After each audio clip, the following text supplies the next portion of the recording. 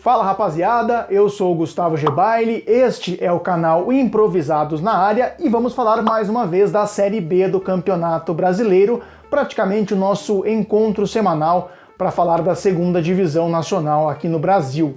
Mas antes eu peço que você se inscreva no canal para receber o nosso conteúdo. Robson Morelli falando das notícias quentes que acontecem no mundo do futebol, gravou inclusive um vídeo sobre a demissão do Thiago Nunes no Corinthians bem interessante e também posta conteúdo sobre Série A, sobre os times da Série A, a gente vai também trocando ideia e postando vídeo para você. Postei semana passada um vídeo sobre a Série A2 do Campeonato Paulista, então nosso canal com bastante conteúdo, então você pode se inscrever para receber e não perder nenhum vídeo que a gente posta aqui. E se gostar do vídeo, dá um like, dá um dislike também se não gostar, para a gente também ter uma noção de como que tá ficando, legal? Vamos então falar da nona rodada da Série B que aconteceu, que terminou ontem, e também já projetar a 10ª rodada que começa hoje à noite. Lá, na última terça-feira, tivemos a abertura da nona rodada, um jogo bem interessante entre Juventude e Confiança. Juventude venceu por 3-1. O primeiro gol do Juventude é um gol que estava impedido, uma vitória de virada do Juventude, é bom falar. O Confiança saiu na frente, virou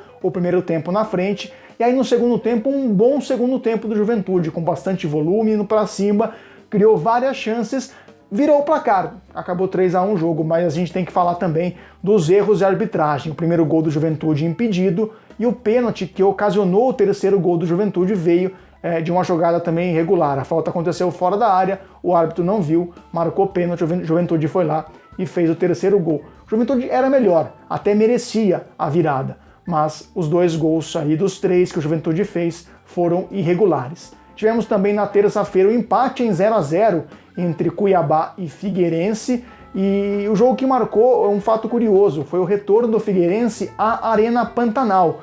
Se a gente lembrar o ano passado, quando o Figueirense foi até a Arena Pantanal, não teve jogo. O Figueirense fez aquele protesto, os jogadores do Figueirense fizeram aquele protesto e não entraram em campo. O Figueirense perdeu aquele jogo por WO, então foi o primeiro jogo pós-WO do Figueirense na Arena Pantanal. Lembrar que o Figueirense também está em protesto nesse momento, os jogadores não falaram com a imprensa em protesto com aquela invasão que aconteceu semana passada no Orlando Scarpelli.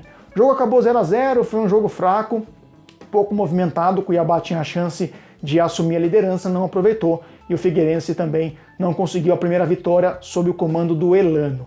Aí na quarta-feira tivemos a vitória do América Mineiro, 1-0 para cima do Paraná. O jogo que envolvia dois times da parte de cima da tabela. O Paraná também tinha a chance de terminar a rodada na liderança. Se vencesse, perdeu o jogo para o América e o América entrou no G4.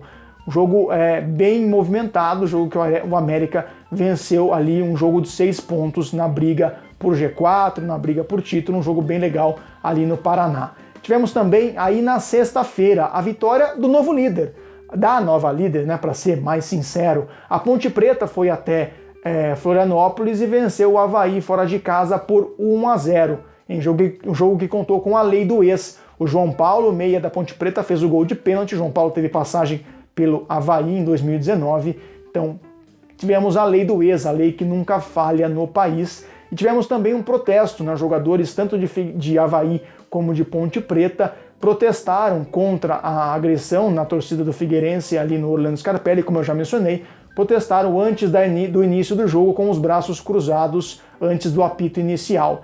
Aí na sexta-feira tivemos finalmente uma vitória do Cruzeiro, o Cruzeiro que estava há 5 jogos sem vitória, estreava o seu novo comandante, o técnico Ney Franco, e foi bem, venceu a Vitória por 1-0, já é um time que dá um pouco das mostras ofensivas, é um time que criou muito mais do que vinha criando, fez 1-0, criou outras chances, deu bola na trave, mas a defesa ainda preocupa, a defesa do Cruzeiro ainda sofre muitas finalizações perigosas, então foi um jogo aberto, a Vitória poderia ter empatado, assim como o Cruzeiro poderia ter vencido por 2-0, um jogo bem interessante, bem aberto, e a gente já começa a ver um pouco da cara do Ney Franco, é cedo para falar, mas pelo menos foi um Cruzeiro um pouco mais ofensivo, de um futebol um pouco mais vistoso no comando do Ney Franco.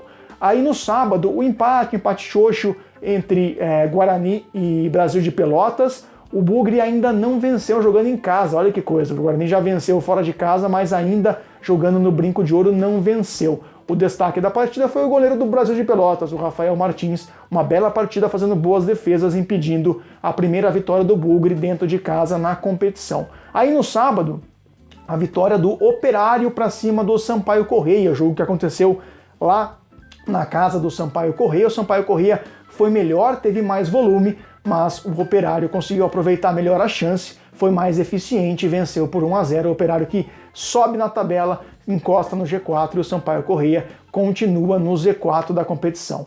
Também no sábado, para fechar o sábado, talvez o melhor jogo, na minha opinião, o melhor jogo desta 9ª rodada da Série B.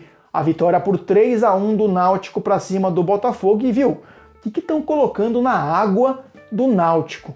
3 golaços do Náutico, 3 gols em belos chutes de fora da área, todos ali morrendo na gaveta do goleiro do Botafogo de São Paulo. O Náutico abriu 3-0 com 3 golaços, e aí o Botafogo no segundo tempo ainda diminuiu, foi 3-1. Os gols do Náutico marcados por Gianpaulo, Eric e o Raudinei. Como eu falei, 3 belos gols, vale a pena buscar os gols do Náutico, conferir as belas pinturas que deram a vitória para o Náutico numa recuperação, né? 3 vitórias nos últimos 4 jogos, vai ali aos poucos saindo da parte de baixo da tabela e entrando também na parte de cima o Náutico.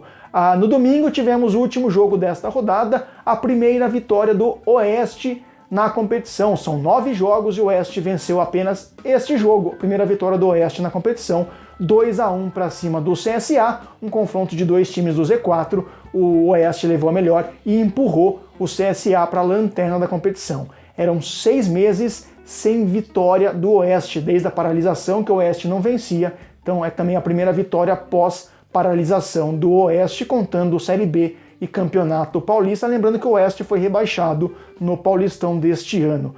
A vitória também contou com um belo gol, o gol do Gustavo Salomão, o segundo gol, o gol da virada do Oeste, também vale a pena conferir, um belo gol do lateral esquerdo do Oeste. É bom lembrar que não tivemos o jogo entre CRB e Chapecoense, o jogo foi adiado porque a Chapecoense, nesta última semana, decidiu o Campeonato Catarinense. Jogou na quarta-feira contra o Brusque dentro de casa, venceu por 2-0, e ontem, fora de casa, também venceu por 1-0, e a Chapecoense é a campeã catarinense. Parabéns para a Chape, confirmando então um título estadual, e por isso que a Chape não jogou nesta rodada. Vamos falar rapidinho da classificação. Temos a Ponte Preta, então nova líder em primeiro com 17 pontos em 9 jogos, com os mesmos 17 pontos em 9 jogos vem o Paraná e também o América Mineiro, então 3 times com 17 pontos e 9 jogos, os 3 primeiros. Na quarta colocação vem a Chapecoense, 16 pontos, mas apenas 7 jogos. A Chape, então, 1 ponto a menos do que os líderes, mas também 2 jogos a menos. A Chapecoense pode ultrapassar todo mundo se vencer ou pelo menos empatar os 2 jogos que tem a menos para fazer.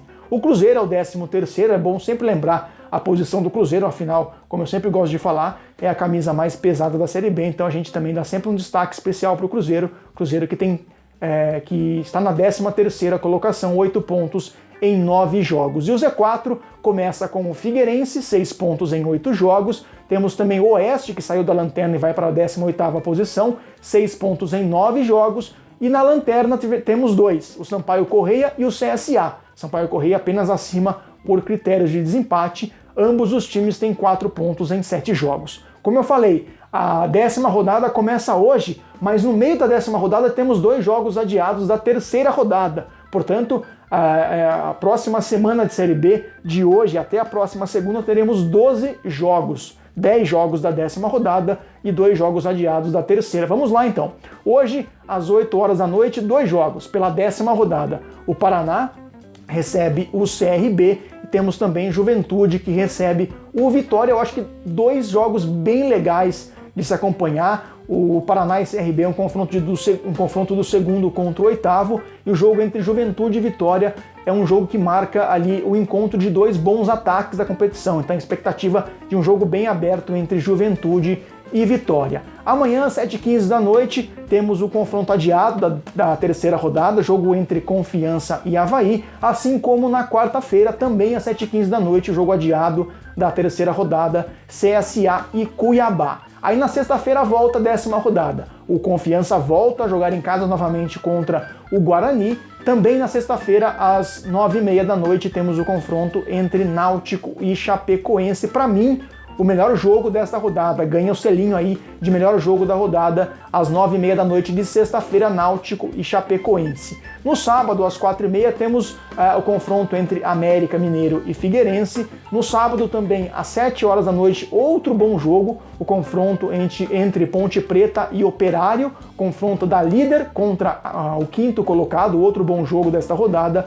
Também no sábado, às 9h da noite, o Cruzeiro vai até Alagoas enfrentar o Lanterna, o CSA. Temos também às 9h da noite o confronto entre Cuiabá e Oeste. No domingo, às 11h da manhã, o Avaí recebe o Sampaio Correia e fechando a rodada na segunda-feira, às 8h da noite, o Botafogo de Ribeirão recebe o Brasil de Pelotas. Então a gente volta a falar de Série B na próxima terça-feira. A gente tem encontro marcado para falar da 10ª rodada e projetar a 11ª, legal? Grande abraço a vocês, até a próxima!